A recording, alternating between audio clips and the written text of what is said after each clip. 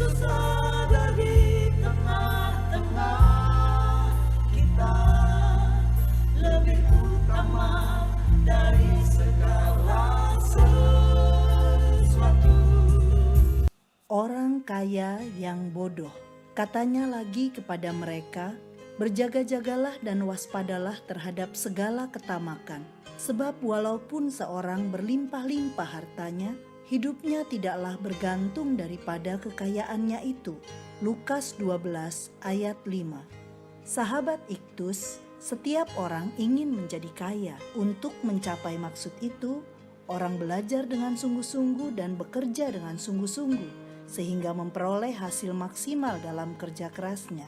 Ada pula orang malas yang ingin menjadi kaya dengan menghalalkan segala cara, termasuk dengan cara yang tidak berkenan kepada Tuhan. Apakah seorang Kristen boleh menjadi kaya?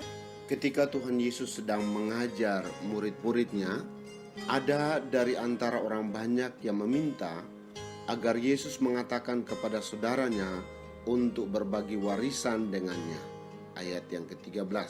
Tetapi Tuhan Yesus tidak memenuhi permintaannya. Ayat yang ke-14. Karena Tuhan Yesus tahu bahwa masalah yang paling mendasar adalah karena orang itu dikuasai ketamakan. Istilah ini dijelaskan melalui sebuah perumpamaan tentang orang kaya yang bodoh. Ini merupakan keadaan yang ironis. Biasanya orang kaya adalah orang yang pintar, tetapi kali ini ada orang kaya yang disebut bodoh. Mengapa? Ada 3 alasan. Yang pertama, karena ia menempatkan kekayaan sebagai tujuan hidup, ayat 16 sampai ayat 18. Orang ini telah memiliki kekayaan, yaitu tanah yang berlimpah-limpah dan lumbung untuk menyimpan hasil tanahnya, namun ia tidak pernah merasa puas dengan apa yang dimilikinya dan ingin terus memperbesar kekayaannya. Karena kekayaan menjadi tujuan hidupnya, semua kekuatannya dikerahkan hanya untuk mencapai tujuan itu. Yang kedua, karena ia mengandalkan kekayaan untuk memperoleh kebahagiaan hidup, ayat 19. Ia menyapa dirinya sendiri, jiwaku. Ini menunjukkan sebuah keangkuhan atau pengandalan diri. Ia ingin meyakinkan dirinya bahwa semua kekayaan yang dimilikinya dapat diandalkan untuk memberi kebahagiaan hidup. Beristirahatlah, makanlah, minumlah, dan bersenang-senanglah. Yang ketiga, karena ia tidak sadar bahwa kekayaan bersifat fana, ayat yang ke-20.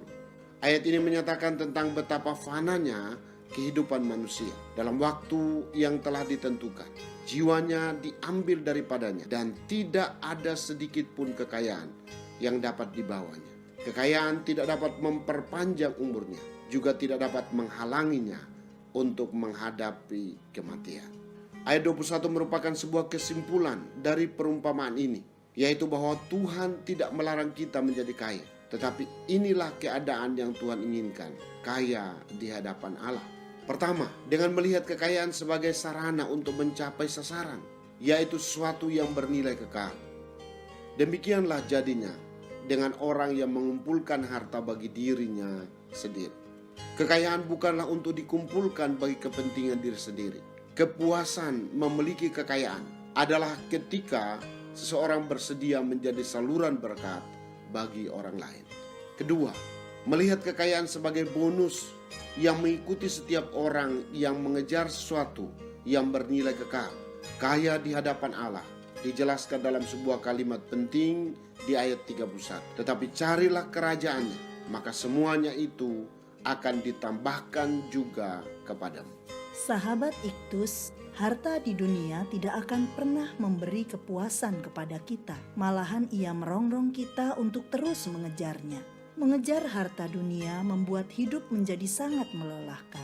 Sebaliknya, ketika kita mengejar harta surgawi, maka hidup kita melimpah dengan syukur kepada Tuhan. Hidup menjadi ringan karena kita dapat mensyukuri setiap kekayaan sekecil apapun yang ada pada kita saat ini. Di mana hartamu berada, disitulah hatimu berada. Harta tertinggi saya adalah memiliki Yesus sebagai Tuhan dan Juru Selamat, sehingga saya beroleh kepastian hidup kekal. Saya dapat bersekutu dengan Tuhan setiap hari.